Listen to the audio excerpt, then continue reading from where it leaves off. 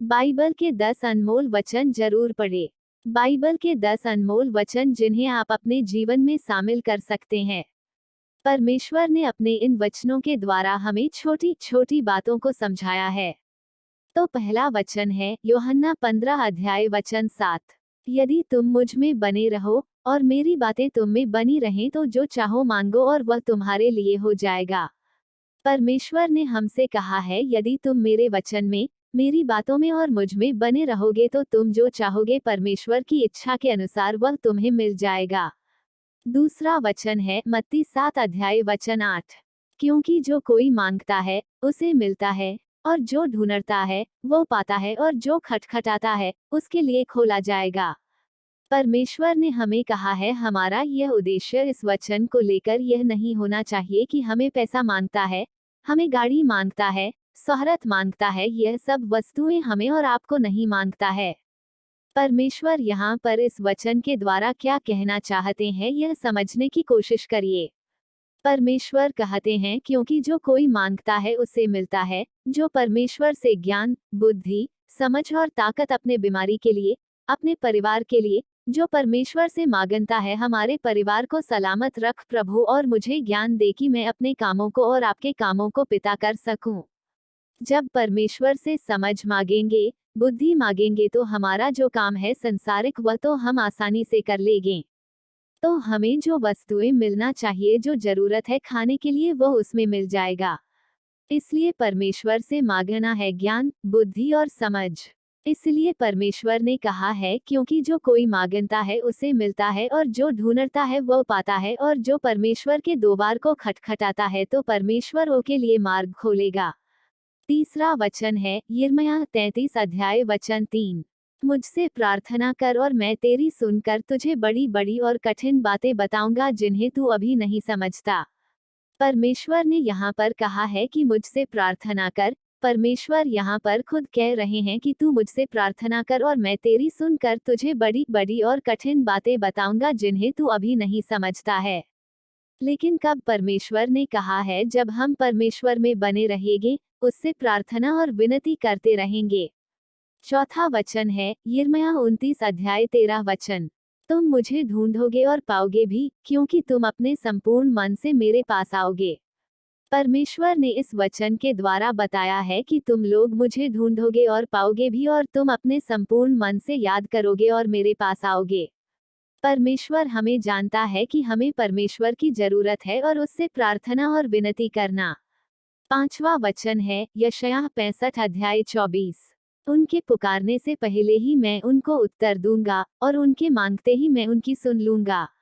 यहाँ पर वचन कहता है जैसे हम परमेश्वर से प्रार्थना करके कुछ मांगते हैं तो परमेश्वर हमारी प्रार्थना सुनता है और उत्तर भी देता है।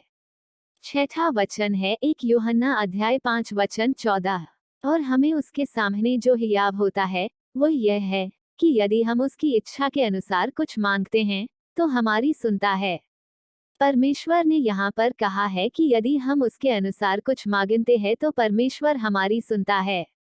इसलिए जब भी हमें प्रार्थना करना है तो प्रार्थना में कहना है कि पिता, मैं यह चाहता हूँ कि अगर आपकी इच्छा है तो प्रभु मेरे जीवन में करिए, वरना कोई आवश्यकता नहीं है। पिता, मैं आपसे यही विनती करता हूँ कि आपकी छाया मुझ पर बनी रहे और मैं आपसे विनती और प्रार्थना कर सकूं। तो परमेश्वर की इच्छा के अनुसार होगा और कार्य जरूर होगा। सातवीं वचन है मरकुस 11 अध्याय वचन 24। इसलिए मैं तुमसे कहता हूँ कि जो कुछ तुम प्रार्थना करके मांगो तो प्रतीति कर लो कि तुम्हें मिल गया और तुम्हारे लिए हो जाएगा। परमेश्वर ने यहाँ पर कहा है, इस वचन पर आप इतना आत्मविश्वास मत हो जाए कि एक बार मैंने प्रार्थना कर लिया कि मैं पिता से प्रार्थना किया हूँ और मुझे यह चीज चाहिए और यह वस्त्र चाहिए। मैं प्रतीति कर लिया हूँ, मैं विश्वास कर लिया हूँ कि मुझे अब मिल जाएगा।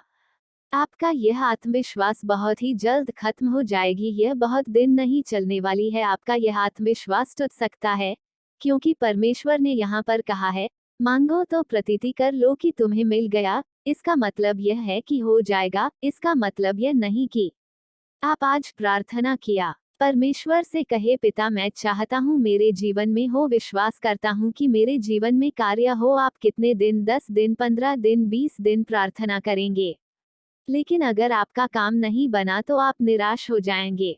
इसीलिए परमेश्वर ने कहा है, मांगो तो प्रतीति कर लो कि तुम्हें मिल गया, और वह आपके लिए हो जाएगा। आपको हताश और परेशान नहीं होना है।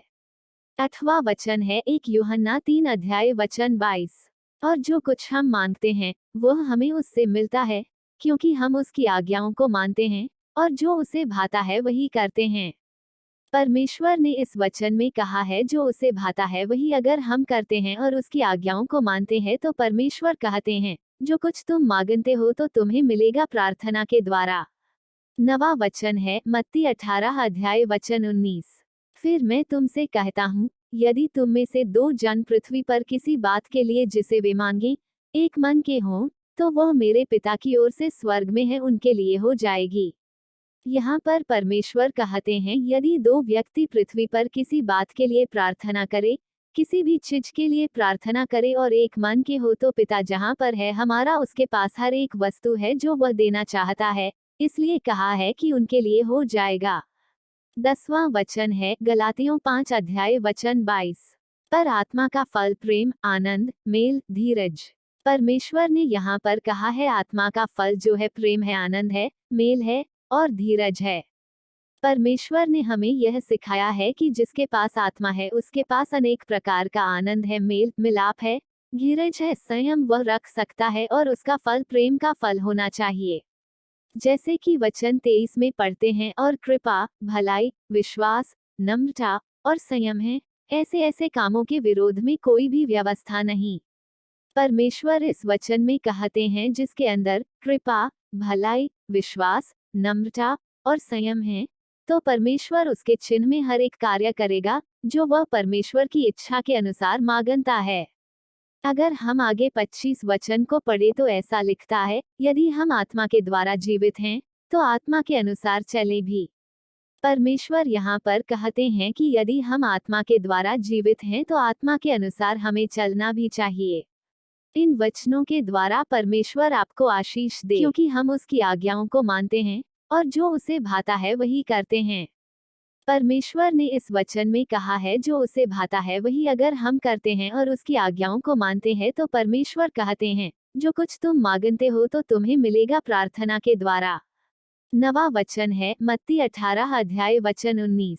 फिर मैं तुमसे कहता हूँ, यदि तुम में से 2 जन पृथ्वी पर किसी बात के लिए जिसे वे मांगे, एक मन के हों, तो वह मेरे पिता की ओर से स्वर्ग में है उनके लिए हो जाएगी। यहाँ पर परमेश्वर कहते हैं, यदि 2 व्यक्ति पृथ्वी पर किसी बात के लिए प्रार्थना करे, किसी भी चीज के लिए प्रार्थना करे और एक मन के हो, तो पिता जहाँ पर है हमारा उसके पास हर एक वस्तु है जो वह देना चाहता है, इसलिए कहा है कि उनके लिए हो जाएगा। 10वां वचन है गलातियों 5 अध्याय वचन 22। पर आत्मा का फल प्रेम, आनंद, मेल, धीरज। परमेश्वर ने यहाँ पर कहा है आत्मा का फल जो है प्रेम है, आनंद है, मेल है और धीरज है। परमेश्वर ने हमें यह सिखाया है कि जिसके पास आत्मा है उसके पास अनेक प्रकार का आनंद है, मेल मिलाप है, धीरज है, संयम वह रख सकता है, और उसका फल प्रेम का फल होना चाहिए। जैसे कि वचन 23 में पढ़ते हैं, और कृपा, भलाई, विश्वास, नम्रता और संयम है, ऐसे ऐसे कामों के विरोध में कोई भी व्यवस्था नहीं। परमेश्वर इस वचन में कहते हैं जिसके अंदर कृपा, भलाई, विश्वास, नम्रता और संयम है, तो परमेश्वर उसके चिन्ह में हर एक कार्य करेगा जो वह परमेश्वर की इच्छा के अनुसार मांगता है। अगर हम आगे 25 वचन को पढ़े तो ऐसा लिखता है, यदि हम आत्मा के द्वारा जीवित हैं, तो आत्मा के अनुसार चले भी। परमेश्वर यहाँ पर कहते हैं कि यदि हम आत्मा के द्वारा जीवित हैं तो आत्मा के अनुसार हमें चलना भी चाहिए। इन वचनों के द्वारा परमेश्वर आपको आशीष दे।